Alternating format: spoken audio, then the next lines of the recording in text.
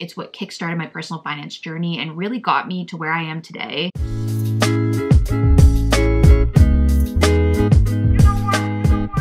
Hey guys, it's Wendy. Welcome back to my channel. If you're new here, my name is Wendy. I'm 24 years old and I work in tech. And today is going to be another finance related video. We're going to be talking all about saving and budgeting in your 20s. There is a pretty steep learning curve to figuring out how to handle your finances. So today I just want to share with you my personal experience and strategies that I utilize that help me handle my personal finances, especially when it comes to saving. I just want to put a disclaimer out there that I am not a financial advisor. The purpose of this video is really for educational and entertainment purposes. This is my own personal experience. I am not telling you that you absolutely have to go out and do this. It's really up to the responsibility of the individual to figure out what works best for them. There's no one size fits all strategy when it comes to personal finance. So I strongly urge you to do your own research as well as consult a licensed financial advisor if necessary. All right, so the first thing I want to talk about is tracking your finances. Now I know there is differences in opinions on whether or not you should do this. Again, I really don't think you should be doing anything, but just figure out what works for your situation. My post-grad job was the first time I had a consistent income, and it was really the first time that I had an accurate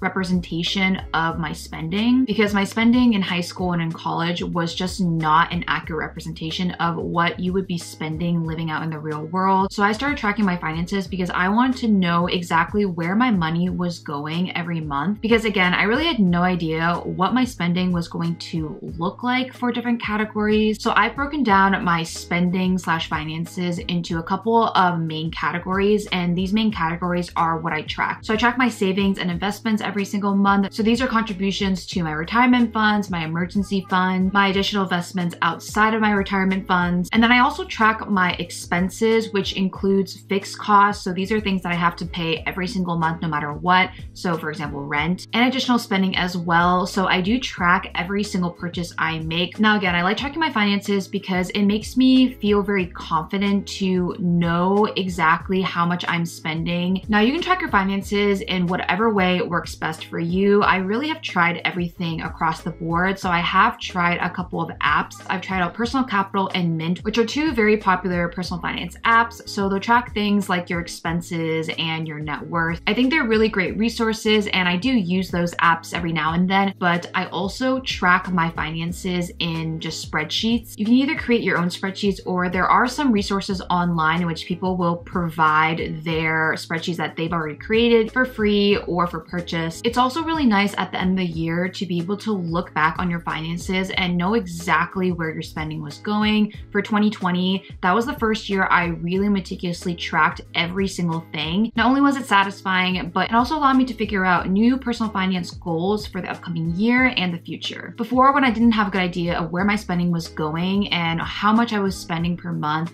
I just found it really difficult to be able to come up with a financial plan and even really come up with savings goals. For example, when I was trying to build up an emergency fund, typically people recommend around 3 to 6 months of living expenses. Because I didn't have a good idea of my expenses, I really did not know how much I should be saving up for that. And as a result, wasn't able to figure out how much I should be putting in every month. Now, the next thing that I do that has been a game changer for me in terms of prioritizing saving is automating my finances. Now, I've definitely had months in which I've felt more reluctant. I mean, especially last March of 2020, I definitely felt a little bit more hesitant to put money into my investments with the market going down. But automating my finances has completely eradicated any risk of me just not wanting to put money into my savings or my investments.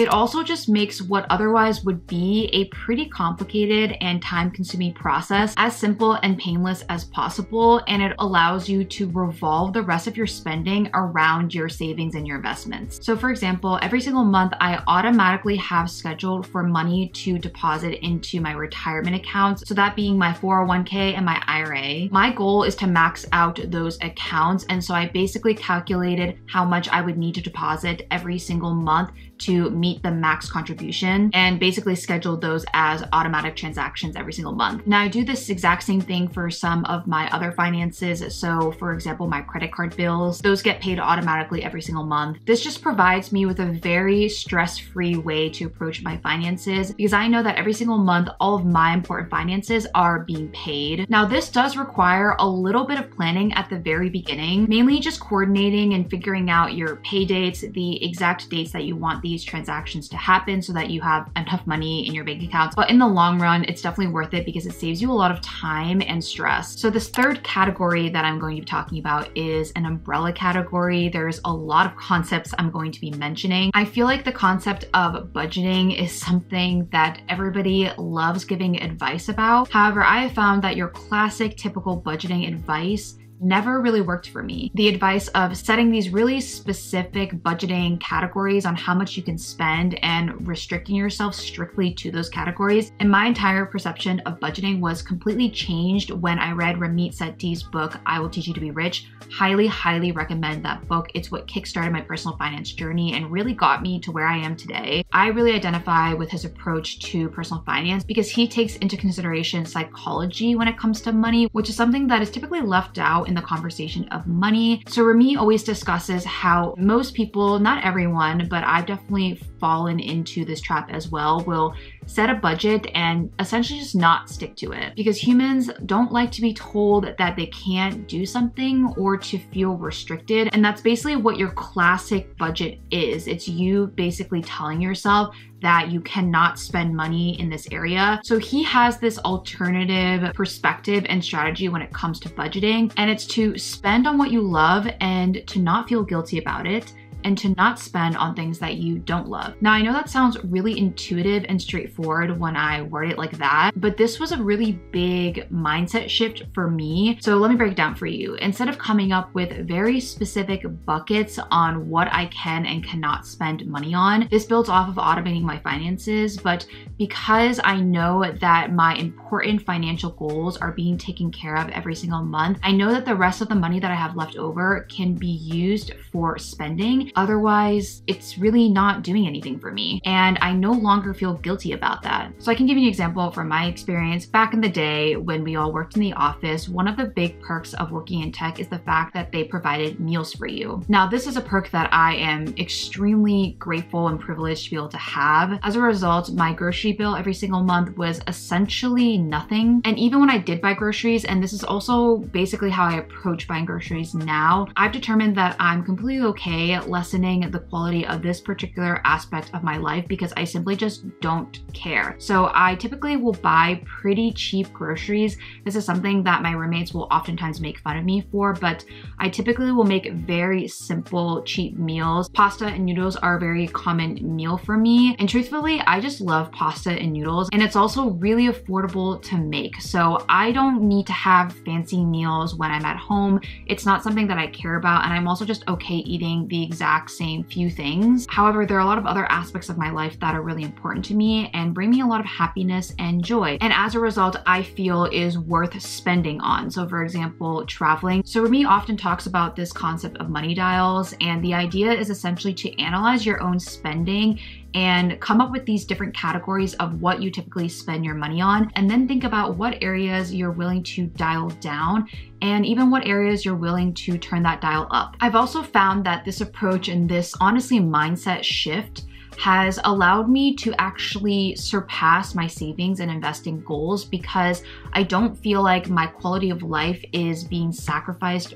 for my savings goals. Now, I don't love throwing out any specific numbers because I really think it's up to each individual situation. But if you are a personal finance beginner and you have absolutely no idea how to allocate your finances, there is something called the 50-30-20 rule, which is a concept that was actually popularized by Elizabeth Warren. And it's the idea that with your after-tax income, 50% of it around should be going to needs. So these are things like rent, utilities, insurance. Around 30% can go to your wants. These are things like eating out, going shopping, and around 20% can go to your savings, your retirement funds, your investments. This is a strategy that you could start out with, and this is definitely a strategy that I started out with when I first started getting my consistent income. I just really had no idea how I should be allocating it. However, as I started tracking my finances and really refining defining my personal finance goals, I was able to manipulate the percentages to fit my lifestyle and my goals. So with my groceries example earlier,